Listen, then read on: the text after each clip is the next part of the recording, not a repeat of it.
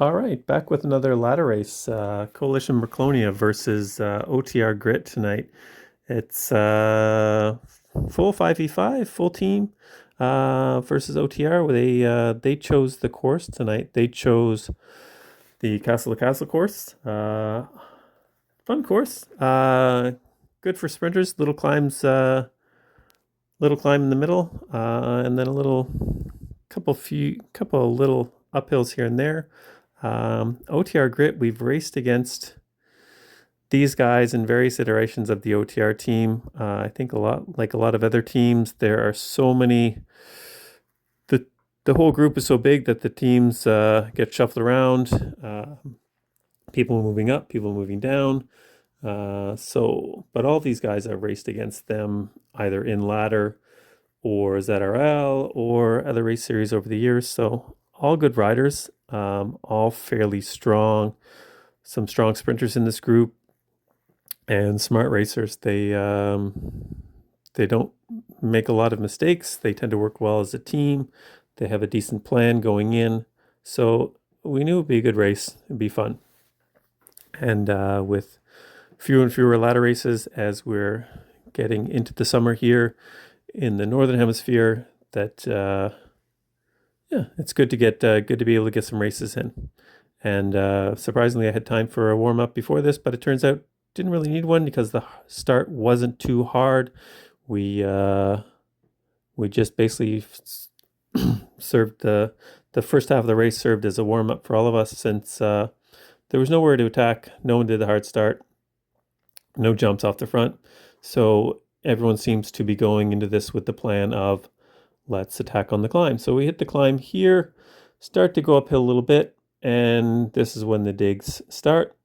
There we go. Then I throw one up through this first banner here. No one gets caught out too much.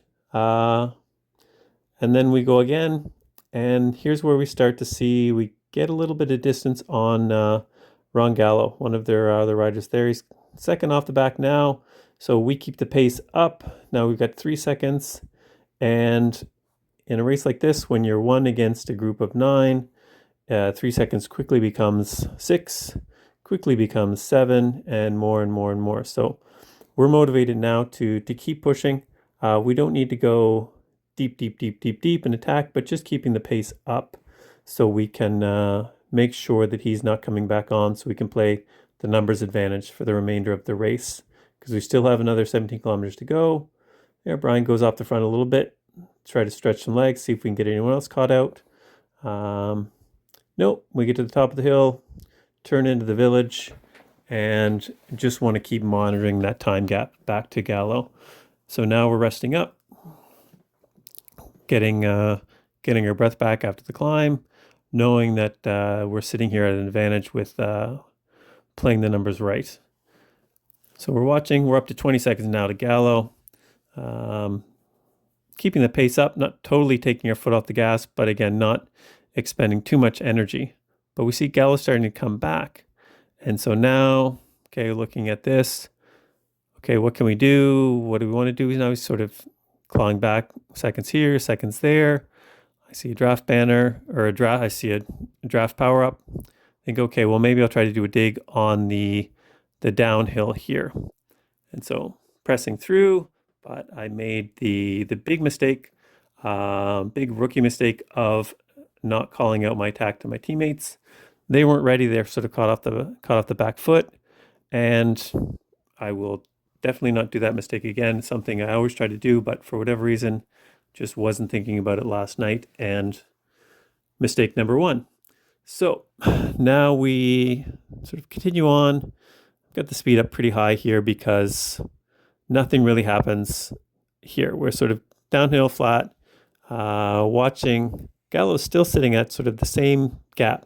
He's putting in a good effort, solid TT effort.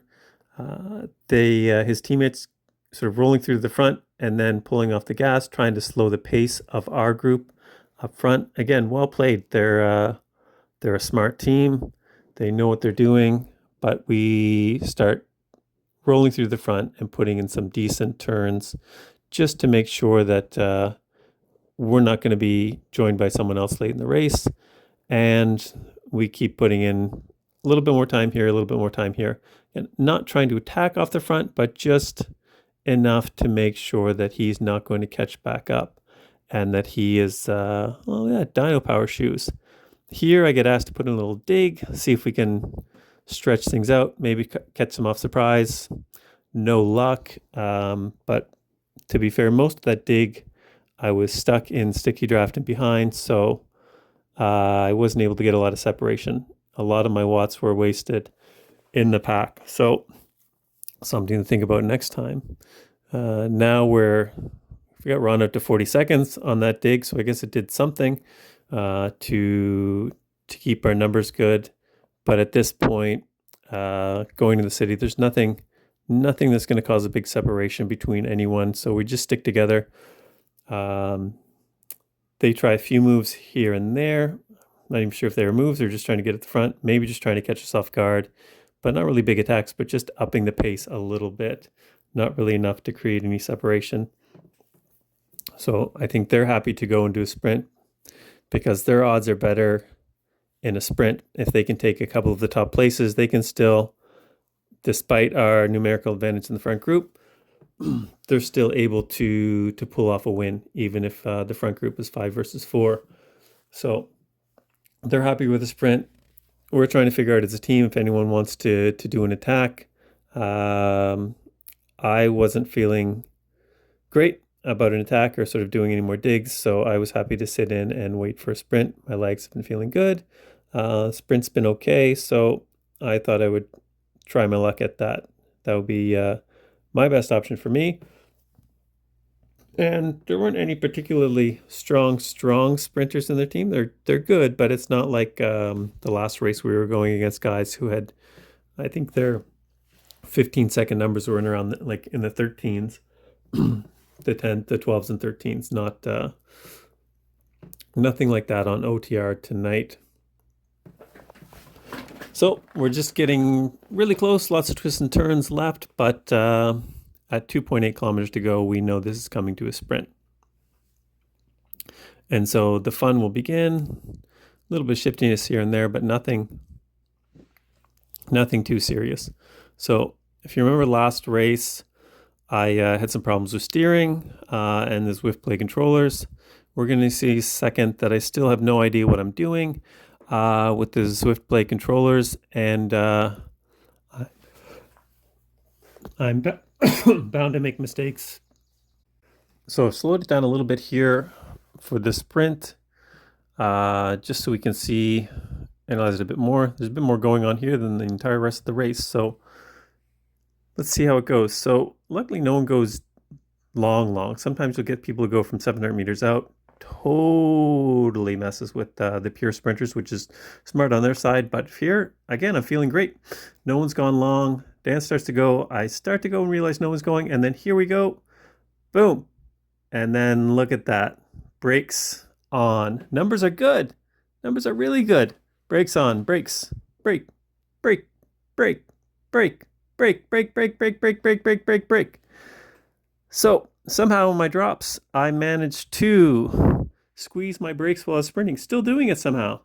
And then basically had the same effect of pulling the chute. So despite having great numbers, and we'll look here in a second, yeah, numbers were good. Numbers are some of my best so far this year, but didn't help when I had the brakes on the whole time.